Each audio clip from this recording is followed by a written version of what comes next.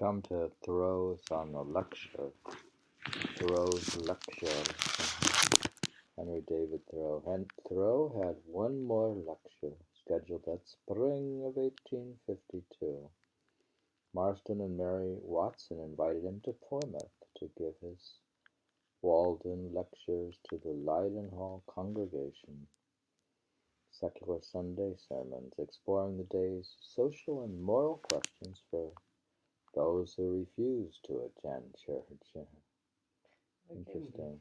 You see, how Emily never spoke of Thoreau. Emily never spoke of Thoreau. Yeah, I wonder why. I mean, he was quite good known. He knew well, she knew Emerson, but I don't know Emerson at this time. Secular Sunday sermons. Each Sunday, a different speaker would hold forth, once in the morning and again in the evening, for $10 in expenses, half the going rate. But Watson's had pull. So he's getting $10 somehow. It's a lot, I suppose. Half the going rate.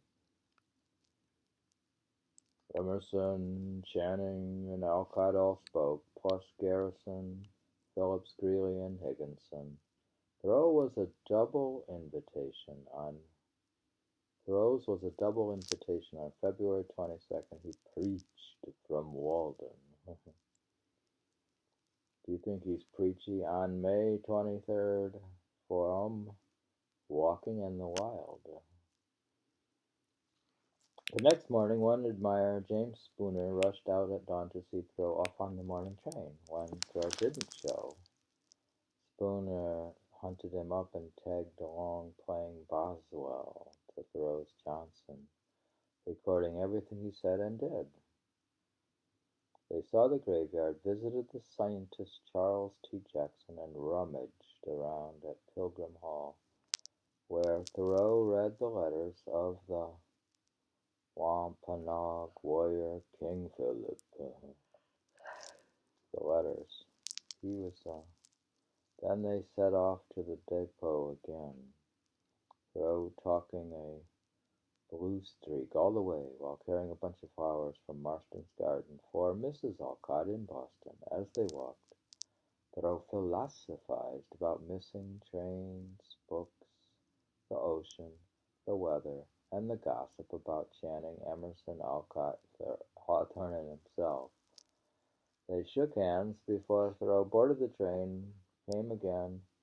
Come again, said Spooner. Next time, stay longer. It was astonishing how much information is to be got out of very unpromising witnesses, unquote, Thoreau remarked. Quote, a wise man will avail himself of the observation of all, unquote. Spooner paints a rare portrait of Thoreau at work, perpetually in motion, covering miles before others had poured their second cup of morning coffee. See, he's already gone extensively before coffee. See, like the time I went to Utah and I went out to see the sunrise and the mountains, and went out at 6 a.m. and hiking and came back for coffee. Seeking, looking, asking, carrying. He was courteous, generous, alert, purposeful, occasionally curt. He spent much of every day out on his springy and unwearable legs.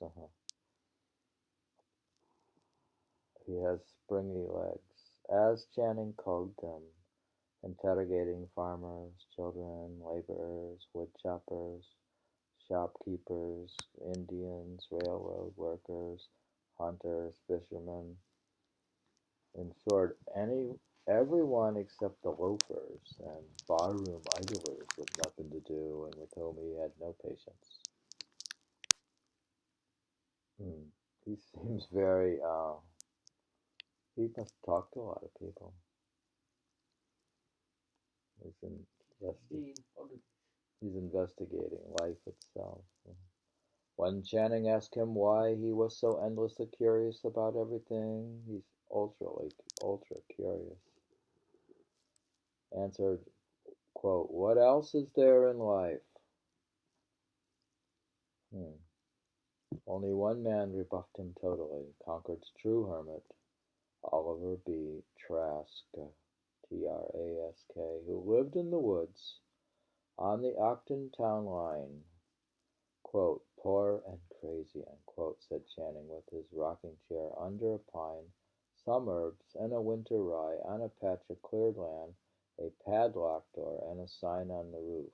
Quote, "Any person who shall burn or destroy this building is liable to 15 years imprisonment." Unquote. It looks sad, thought Thoreau. Quote, "Is he insane or of sound, serene mind?" Unquote. If he knew it were the latter, quote, "how rejoiced I should be to see his shanty," unquote. But the signs were worrisome. That's about the hermit. I don't think Thoreau had a better motto.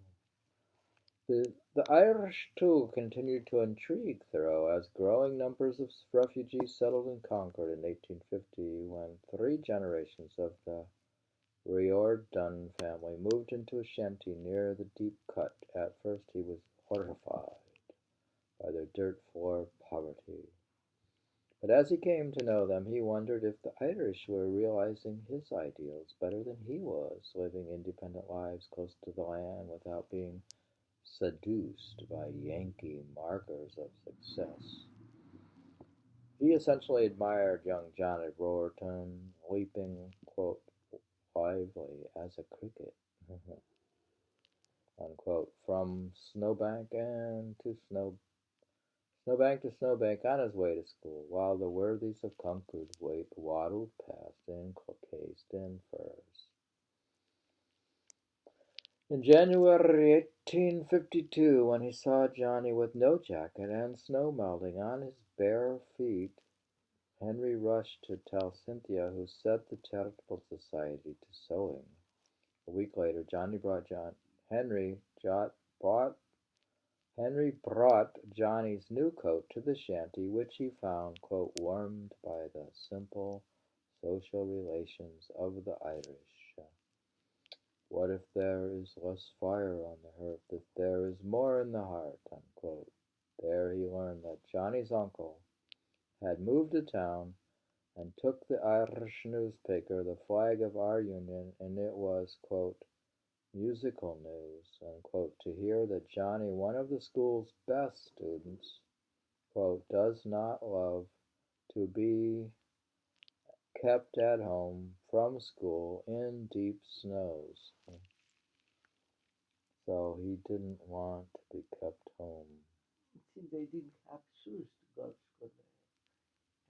He had no coat and shoes, but he didn't want to miss school. Remember how all the Irish have all those writers and stuff? They're hmm.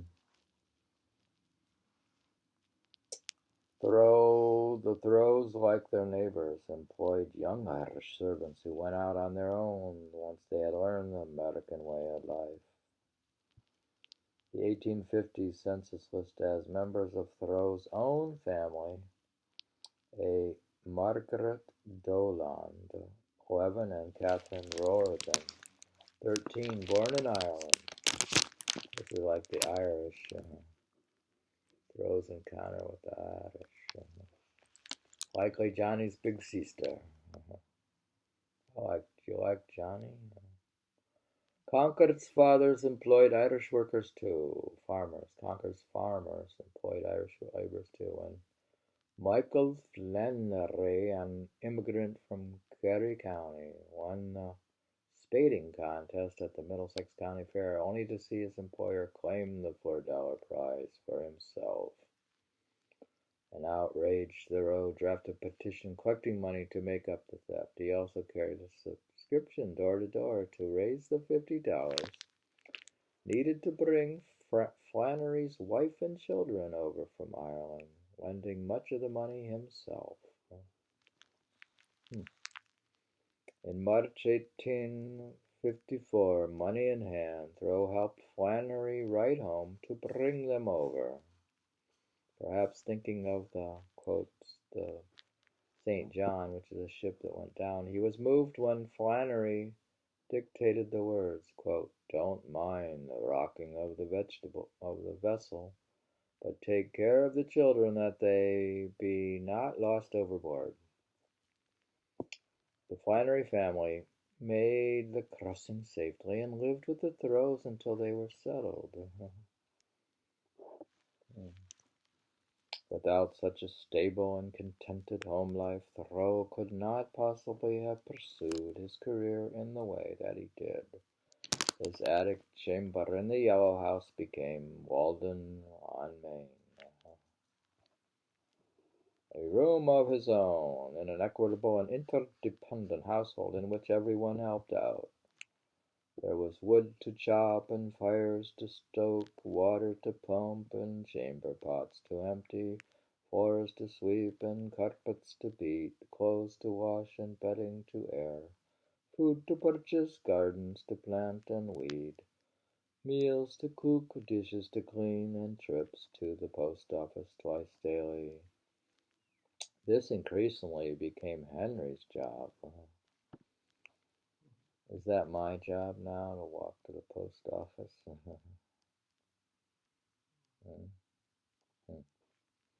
Cynthia was the household manager, and Henry generally referred to his home as her house. Growing up working in a tavern, then on a farm, taught her plenty of New England faculty, which included keeping a sharp eye on the servants, a necessity in those labor-intensive days for every middle-class household. Middle class. None of this was in any way remarkable, except that Thoreau did often remark on it up in his attic, where he noticed that melody carried farther than noise. He loved, "those strains of the piano, which reach me here in my attic, where only, what is sweet and musical can find me." The sound was sure to draw him downstairs to join the family. To Thoreau, even the most ordinary sounds were music, and his journal records the many melodies, melodies that reached him, little vignettes of ambiance. Warm summer evenings when the neighbors and farmers, came out shopping after their day's haying, chatting in the streets, and hear the sound of many musical instruments and the singing from various houses. The mid-October night when he heard boys at play in the street and his neighbor playing his flute, the morning after the first snow when he found, miniature drifts against the panes, and a little conical peak in the fireplace under the chimney, while outside the neighbors' snow shovels scraped on the doorsteps one morning, aroused by the train whistle. He glanced out his window to see, shooting through the town, two enormous pine sticks, stripped of their bark just from the northwest, and going to Plymouth's Navy Yard, they say. Before I could call Sophia, they had got round the curve and only showed their ends on their way to the deep cut.